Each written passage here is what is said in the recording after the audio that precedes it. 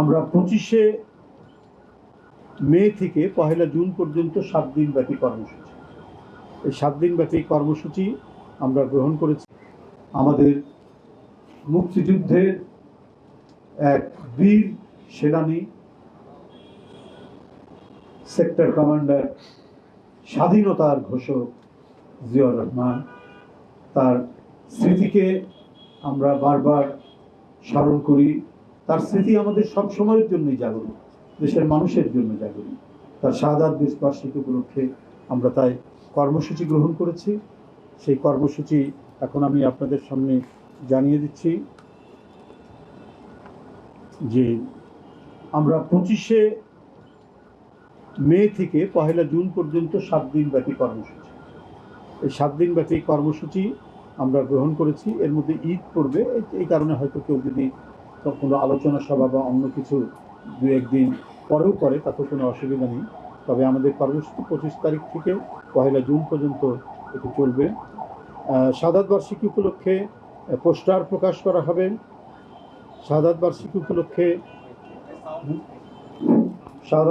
উপলক্ষে বিভিন্ন অঙ্গ সংগঠন তারা আলোচনা সভা, পোস্টার প্রকাশ করবে। এবং 31শে মে রবিবার বেলা 2টায় বিএনপির উদ্যোগে রাজধানীর রমনাস্থ ইনস্টিটিউশনে যে দলের পক্ষ থেকে যে আলোচনা সভাটা হয় সেই আলোচনা সভাটি অনুষ্ঠিত। এটি 31 তারিখে বেলা 2টার সময়। আমরা একদিন পরে এটা রেখেছি, কারণ 30 তারিখের আগের দিন হচ্ছে ঈদের পরের দিন, তো সেই কারণে আমরা এটা রাখিনি। কারণ ঢাকা থেকে অনেকেই দেশের ঢাকার বাইরে চলে যাবেন, গ্রামের বাড়িতে যাবেন, এই কারণে আমরা 31 তারিখে এটা রেখেছি। এছাড়াও আপনারা জানেন যে দিবসটি উপলক্ষে বরাবরের মতোই ভোর 6টায় দলের নয়াপল্টনস্থ কেন্দ্রীয় কার্যালয় সহ সারা দেশে দলীয় পতাকা অর্ধনমিতকরণ করা হবে, হাফমাস্ট এবং কালো পতাকা উত্তোলন করা হবে।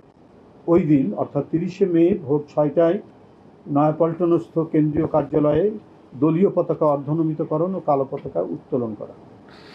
ওই দিন সকাল 11টায় দলের এখানে জোর দিতে পারে, সকাল 11টায় দলের সিনিয়র নেতৃবৃন্দ সহকারে বিএনপির নেতৃবৃন্দ এবং অঙ্গ সংগঠনের নেতৃবৃন্দ শহীদ রাষ্ট্রপতি জিয়াউর রহমানের মাজারে পুষ্পার্ঘ্য অর্পণ ও মাজার জিয়ারত করবেন। এবং জিয়ারত শেষে জাতীয়তাবাদী ওলামা দলের উদ্যোগে মাজার প্রাঙ্গণে দোয়া মাহফিল অনুষ্ঠিত হবে। আমরা প্রত্যাশা করছি প্রধানমন্ত্রীর নেতৃত্বে, দলের চেয়ারম্যান তার নেতৃত্বেই সকাল 11টায় আমরা মাজারে যাব। আমরা তার সাথে আলোচনা করে আমরা জিনিসটা ফিক্স করব যে উনি যাবেন। তো বরাবরই উনি যান, যেহেতু দেশে ফিরে এসছেন, তার নেতৃত্বেই যাওয়া।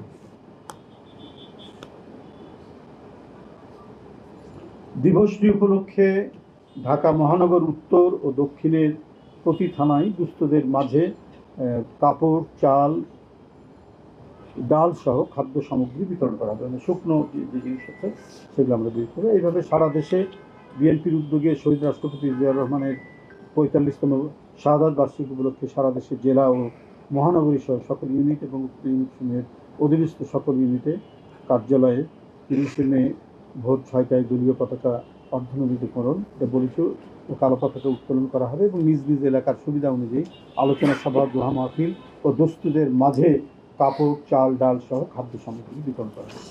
এছাড়াও আজকে যে আলোচনা হয়েছে, আলোচনা সভায় আমাদের বিভিন্ন নেতৃবৃন্দ তারাও কিছু দিয়েছেন, কর্মসূচিগুলো দিয়েছেন। যেটা আমাদের প্রধান কর্মসূচিটা আমাদের বললাম, তারা বলছে এটাও আপনাদের কাছে বলে রাখি, সেটা হলো ওলামা দল তারা একটি আলোচনা সভা করবে, তারপরে জাসাস তারা একটি সেমিনার করবে 31শে মে, তারপরে উলফাত ভাইরা তারাও একটি, মুক্তিযুদ্ধ দল তারাও একটি সেমিনার করবে জিয়াউর রহমানের যুদ্ধ কৌশল বা এগুলোর উপর আলোচনা করবেন।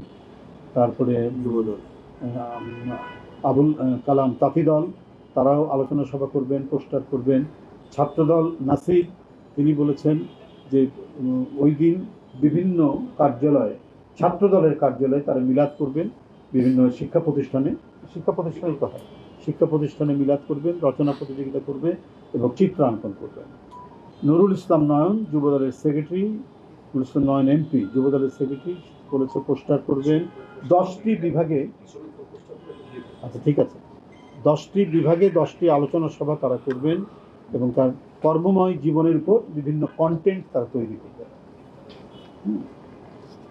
জিলানি এমপি স্বেচ্ছাসেবক দলের সভাপতি, তিনিও বলেছেন পোস্টার করবেন, আলোচনা সভা করবেন এবং যদি প্রধানমন্ত্রীর কর্মসূচি হয় বিভিন্ন স্পটে তো যেমন যান অ্যাজ বিফোর, তাহলে স্বেচ্ছাসেবক দলেরও যেন একটা রাখা হয়, স্পট রাখা হয়। মিন্টু মহানগর দক্ষিণ, সে বলেছে যে তারা পোস্টার করেছে এবং তারা ইতিমধ্যেই বিভিন্ন থানায় বসেছে এবং এছাড়াও বিভিন্ন কর্মসূচি। হ্যাঁ ওটা তো বলছি, তারা আসছে। মুস্তফা জামান এবং জাহাঙ্গীর দুজন নেতা উত্তরে, তারা বলেছে তারা পোস্টার করবে, বিভিন্ন প্রোগ্রামের জন্য তারা ইতিমধ্যে বসেছে এবং বিভিন্ন ইউনিটেও তারা কর্মসূচি করবে এবং দুস্থদের মাঝে তারা নানা ধরনের দ্রব্যাদি বিতরণ করবে। মহিলা দল তারা বিভিন্ন প্রোগ্রাম করবে, তারাও সেখানে কর্মসূচি করবে, আলোচনা সভা করবে। এছাড়াও আচ্ছা ঠিক আছে, তো করেন কৃষক দল আলোচনা সভা করবে, শ্রমিক দলও আলোচনা সভা করবে। আর হলো